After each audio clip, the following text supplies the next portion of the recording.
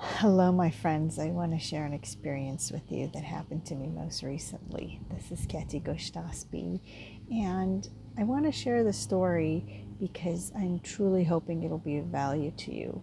It's painful, and I really had to think about whether I wanted to talk about it again. However, I don't think I would be much good as a consultant and a coach in working with clients and accessing who they are and living their truth if I didn't share my experiences so that you could use it for your own benefit and growing. So, my husband and I on Saturday decided to go walk in a different subdivision in our neighborhood, in our town, in our enclave. Since COVID has broken out, we're doing our part to stay at home and isolate and be good citizens. And we find that on Saturdays we like to exercise and we like to spend time together, and there really isn't a whole lot of places we should be going. So we go for walks, and we get tired of walking in our own neighborhood. So we decided to go hop in the car with our dog and walk in an adjacent neighborhood about 5 minutes up the street. And so, as we were approaching the neighborhood, we found a nice shaded spot in the main drive area of the neighborhood. And we pulled up and we parked our car, and the dog got out, and we got out. And here we are, we're dressed up in our fancy, Lululemon or whatever I had a polo hat on, designer Saturday, workout wear, leisure wear, whatever it's called these days, athletic wear. Is that the word? Anyway, you get the picture. We were showered. We were dressed nicely for a Saturday. It's Saturday, sunny day, 10 a.m. Picture it. Lots of people walking around this neighborhood. Homes range anywhere from 1.5 million to above 2 million. So it's a very nice neighborhood. And, it's close to our neighborhood. And we always liked this neighborhood. So we thought, let's go walk there. Why not? And we knew some people that lived there. So here we are, a lawyer and a dentist and their dog pull up in a sedan. We get out. As we got out, I noticed about 30 feet across the main street a house with its garage door up, and there was a gentleman standing in his garage. He looked like the owner, about 6'5", big burly guy. Reminded me of the character on Back to the Future, Biff, if you remember Biff. And well built but older, maybe 45, 50. And he stopped and looked at us. I didn't think anything of it. Okay, there's a lot of people out, public street. We looked at each other. So as we're walking, starting to go on our walk, my husband says, I wonder how much homes in this neighborhood are going for. We're always looking to see how much our property is appreciated. I said, well, do what you always do. Just pick a house and Google the address, and Zillow or something will tell you the value right now. So he just pulled out his phone and he talked into his phone and he mumbled one of the house numbers in the street, and we got the value and we started walking. So we walked for about an hour in the neighborhood, and as we were walking, there was a lot of people out.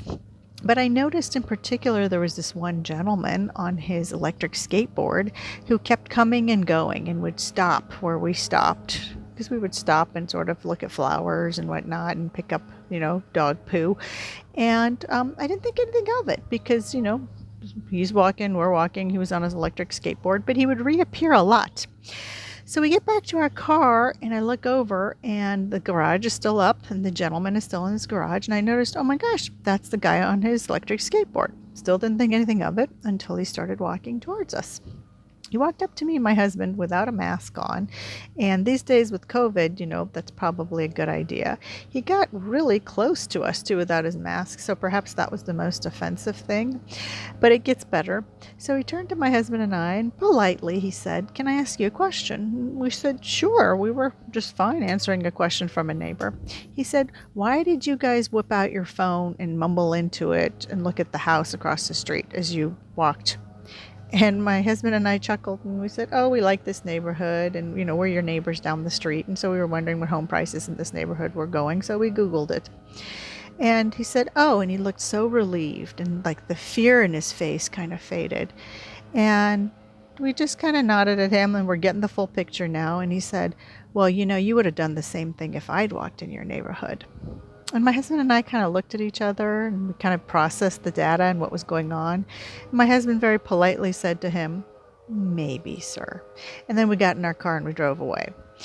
So, what I learned from that experience, it has been a long time since I have been part of any discrimination or racism. I grew up in Indiana where I didn't look like all the other kids as a refugee, right? Everybody else was blonde hair, blue eyes, and here I was looking like this. Sure, we're the original Aryan white race, but go try to explain that to someone who doesn't understand history and Mesopotamia and all of that we come from the cradle of civilization. Doesn't matter. We don't look like everybody else, and that's the problem. People form judgments based on what they see. I do, you do, we all do. So it had been a long time since I'd been discriminated against as a child, and this brought up all sorts of memories and experiences. I felt really like I was misunderstood, like this man didn't even bother to think differently and form a different perception that, oh, we could be neighbors. COVID's going on. People are looking for new places to walk. Outside is safe. Maybe they're just walking. They're driving a nice fancy sedan. They're wearing nice fancy clothes. They have a little dog with them. They don't look like they're casing the joint. Maybe they're just walking. I felt misunderstood. I felt hurt, and I felt confused. Confusion as to why was this man choosing to think this way?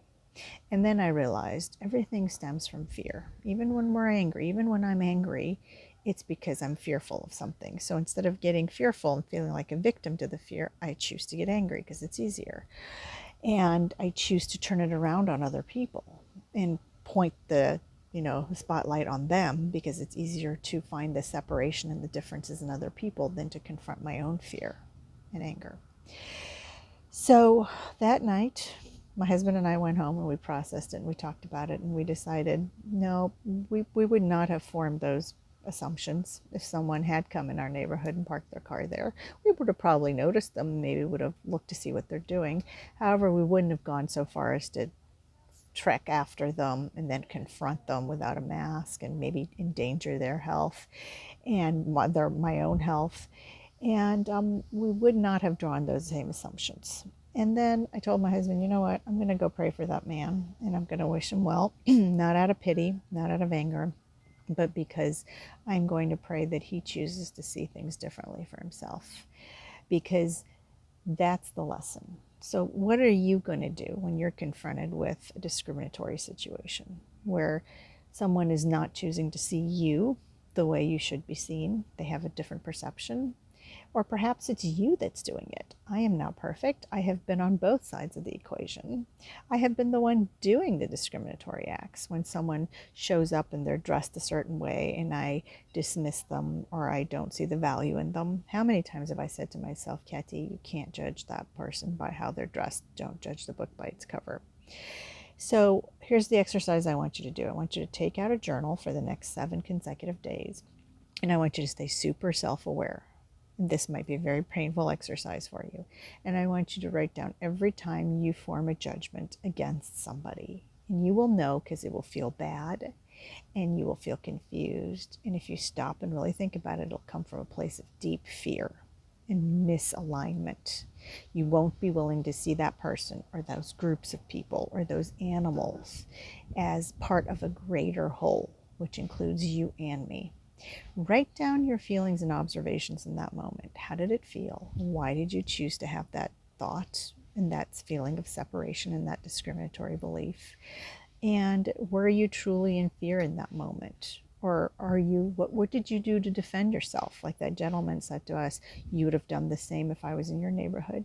That was his way of justifying his behavior and making himself feel better. Because I think deep down we all recognize when we do something where we've misjudged people or a situation and we're trying to backpedal and say sorry without having to really say sorry and be big and own it.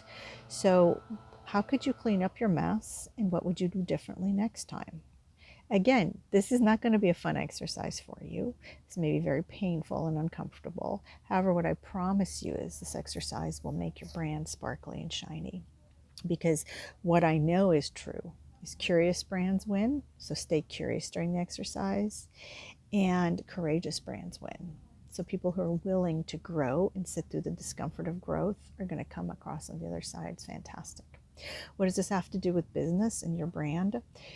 When we have brands where we understand who we are as people, that's a brand.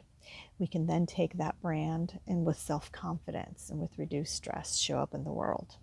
We can accept others, we can love ourselves, and we can grow a career and a business from that place, and the world thrives. If you want more of this content, reach out to me. If you want to take virtual branding boot camp where we give you all the tools in 7 sessions with a safe cohort of other people going through the same thing, reach out to me. We'll be happy to put you in our next cycle of branding boot camp. And if you think this was enlightening at all, please share it with other people. And until next time, Katy G out.